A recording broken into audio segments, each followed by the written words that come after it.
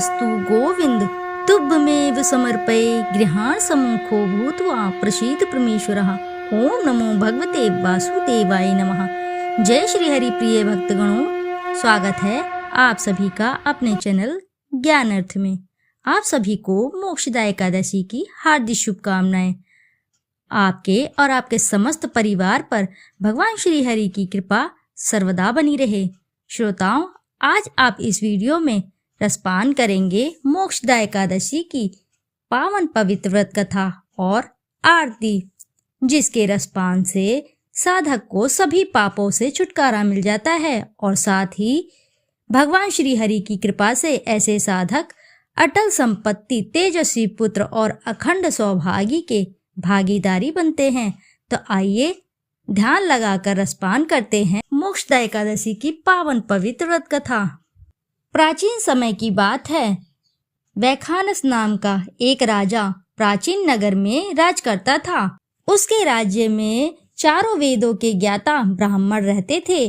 राजा अपनी प्रजा का पुत्रवत पालन किया करता था। एक रात्रि को स्वप्न में राजा ने अपने पिता को नरक की यातनाएं भोगते देखा। इस प्रकार का स्वप्न देखकर राजा बड़ा ही व्याकुल हुआ। वह बेचैनी से सुबह होने की प्रतीक्षा करने लगा। सुबह होते ही उसने ब्राह्मणों को बुलाकर उनके समक्ष अपने स्वप्न की बात बताई। हे ब्राह्मणों, रात्रि को स्वप्न में मैंने अपने पिता को नरक की यातनाएं भोगते हुए देखा। उन्होंने मुझसे कहा कि हे पुत्र, मैं घोर नरक भोग रहा हूँ, मेरी यहाँ से मुक्ति कराओ। जब से मैंने उनके यह वचन सुने हैं तब से मुझे चैन नहीं है। मुझे अब राज्य, सुख, ऐश्वर्य, हाथी घोड़े, धन, स्त्री, पुत्र आदि कुछ भी सुखदायक प्रतीत नहीं हो रहे हैं। अब मैं क्या करूं, कहाँ जाऊं? इस दुख के कारण मेरा शरीर तप हो रहा है। आप लोग मुझे किसी प्रकार का तप, दान, व्रत आदि बताएं जिससे मेरे पिता को मुक्ति प्राप्त हो। यदि मैंने अपने पिता को नरक की यातनाएं से मुक्त कराने के प्रयास नहीं किए तो मेरा जीवन निरर्थक है। जिसके पिता नरक की यातनाएं भोग रहे हों, उस व्यक्ति को इस धरती पर सुख भोगने का कोई अधिकार नहीं है। ब्राह्मण देवों, मुझे शीघ्र ही इसका कोई उपाय बताने की कृपा करो। राजा के आंतरिक दुख की पीड़ा को सुनकर ब्राह्मणों ने आपस में विचार विमर्श किया। फिर एक मत होकर बोले, राजन, वर्तमान, भूत और भविष्य के ज्ञाता पर्वत नाम के एक मुनि हैं। वे यहाँ से अधिक दूर नहीं हैं। आप अपनी यह व्यथा उनसे जाकर कहें। वे अवश्य ही इसका कोई सरल उपाय आपको बता देंगे। ब्राह्मणों की बात मान राजा मुनि के आश्रम पर आ गए। आश्रम में अनेक शांति चित योगी और मुनि तपस्या कर रहे थे। चारों वेदों के ज्ञाता पर्वत मुनि दूसरे ब्रह्मा के समान बैठे जान पड़ रहे थे। राजा ने उन्हें दंडवत प्रणाम किया तथा अपना परिचय दिया। पर्वत मुनि ने राजा से कुशल क्षेम पूछी। तब राजा ने बताया, हे मुनिवर, आपकी कृपा से मेरे राज्य में सब कुशल है, किंतु मेरे समक्ष अकस्मात ही एक ऐसी समस्या आ खड़ी हुई जिससे मेरा हृदय बड़ा ही अशांत हो रहा है।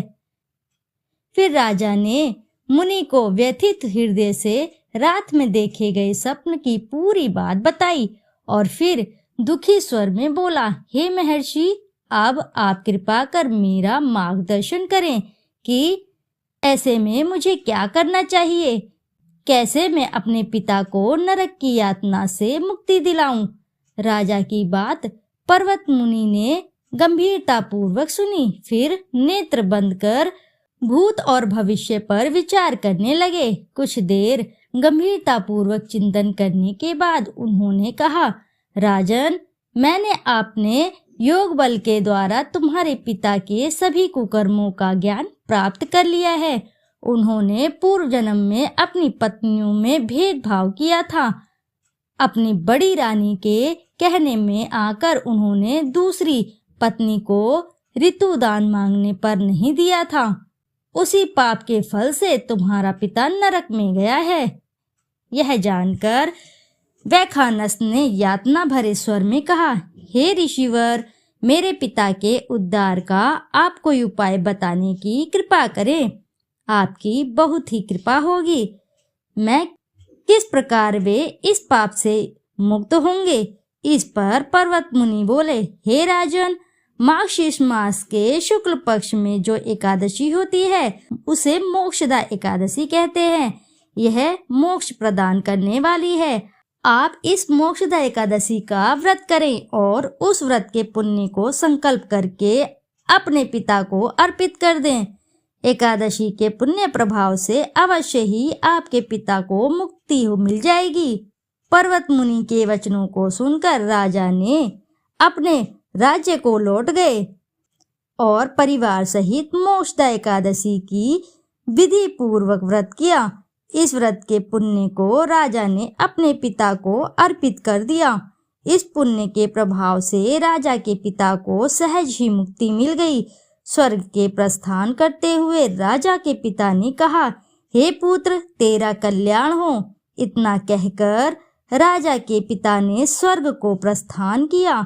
हे पांडु पुत्र, जो मनुष्य मार्गशीर्ष माह के शुक्ल पक्ष की एकादशी का उपवास करते हैं उनके सभी पाप नष्ट हो जाते हैं और अंत में वे स्वर्ग लोक को प्राप्त करते हैं।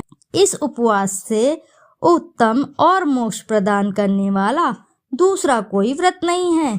इस कथा को सुनने व पढ़ने से अनंत फल प्राप्त होता है। यह उपवास मोक्ष प्रदान करने वाला चिंतामणि के समान है, जिससे उपवास करने वाले की सभी मनोकामनाएं पूर्ण होती हैं। हे अर्जुन, प्रत्येक मनुष्य की प्रबल इच्छा होती है कि वह मोक्ष प्राप्त करे। मोक्ष की इच्छा करने वालों के लिए मोक्षदा एकादशी का यह उपवास अति महत्वपूर्ण है। पिता के प्रति पुत्र के दायित्व का इस कथा से श्रेष्ठ दृष्टांत दूसरा कोई नहीं है। अतः भगवान श्री हरि विष्णु के निमित्त यह उपवास पूर्ण निष्ठा व श्रद्धा से करना चाहिए। प्रेम से बोलिए प्रिय भक्तगणों, जय श्री लक्ष्मी नारायण, जय एकादशी मैया की। फिर मिलते हैं। तो श्रोताओं, आइए अब करते हैं एकादशी माता की आरती। ओम जय एकादशी, जय एकादशी, जय एकादशी माता, विष्णु पूजा व्रत को धारण कर शक्ति मुक्ति पाता। ओम जय एकादशी, तेरे नाम गिनाऊं देवी, भक्ति प्रदान करनी, गण गौरव की देनी माता, शास्त्रों में वरनी। ओम जय एकादशी, मार्गशीर्ष की कृष्ण पक्ष की उत्पन्न विश्वतार जन्मी, शुक्ल पक्ष में हुई मोक्षदा मुक्तिदाता बन आई।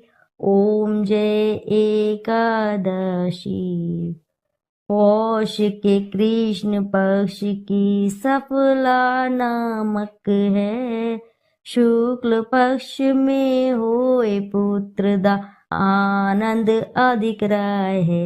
ओम जय एकादशी, नाम षष्ठीला माघ मास में कृष्ण पक्ष आवे, शुक्ल पक्ष में जया कहावे, विजया सदा पावे। ओम जय एकादशी, विजया फागुन कृष्ण पक्ष में शुक्ल आम्ल की, पाप मोचनी कृष्ण पक्ष में चैत्र में महाबली की।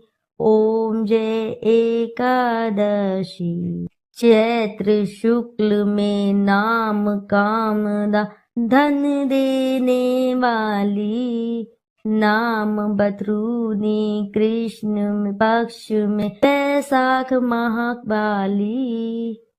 ओम जय एकादशी, शुक्ल पक्ष में होए मोहिनी, अपरा ज्येष्ठ कृष्ण पक्षी। नाम निर्जला सब सुख करनी, शुक्ल पक्ष रखी। ओम जय एकादशी। योगनी नाम आषाढ़ में जानो, कृष्ण पक्ष करनी। देव शयनी नाम कहायो, शुक्ल पक्ष धरनी। ओम जय एकादशी। कामिका श्रावण मास में आवे, कृष्ण पक्ष कहिए। श्रावण शुक्ला होए पवित्रा, आनंद से रहिए। ओम जय एकादशी। आजा भाद्रपद कृष्ण पक्ष की परवर्तनी शुक्ला। इंद्रा आश्विन कृष्ण पक्ष में व्रत से भव सागर निकला। ओम जय एकादशी। पकुशा है शुक्ल पक्ष में, आप हरनहारी। रमा मास कार्तिक में आवे, सुखदायक भारी। ओम जय एकादशी। देवो उत्थानी शुक्ल पक्ष की, दुख नाशक मैया। पावन मास में करूं मैं विनती, पार करो नैया। ओम जय एकादशी। परमा कृष्ण पक्ष में होती जन मंगल करनी। शुक्ल मास में होए पद्मिनी, दुख दारिद्र हरिनी। ओम जय एकादशी। जो कोई आरती एकादशी की भक्ति सहित गावे, जन गुरुदिता स्वर्ग का वासा निश्चय वह पावे। ओम जय एकादशी। तो बोलो भक्तों, जय एकादशी मैया की जय। जय विष्णु लक्ष्मी नारायण की जय। तो आशा है कि वीडियो आपको पसंद आई होगी। यदि वीडियो अच्छी लगी है तो वीडियो जरूर लाइक करें और चैनल को सब्सक्राइब करें, और एक बार अपनी सच्ची श्रद्धा से कमेंट बॉक्स में जरूर लिख दें, जय श्री हरि लक्ष्मी नारायण की जय। जय एकादशी मैया की। फिर मिलते हैं आपसे ऐसी ही नई कथा कहानी में। जब तक के लिए नमस्कार। श्रोताओं, यदि आपको कथा अच्छी लगी है तो वीडियो जरूर लाइक करें और साथ ही चैनल को सब्सक्राइब करें, और एक बार अपनी सच्ची श्रद्धा के साथ कमेंट बॉक्स में जरूर लिख दें, जय श्री लक्ष्मी नारायण। फिर मिलते हैं आपसे ऐसी ही किसी नई कथा कहानी में। जब तक के लिए नमस्कार श्रोताओं।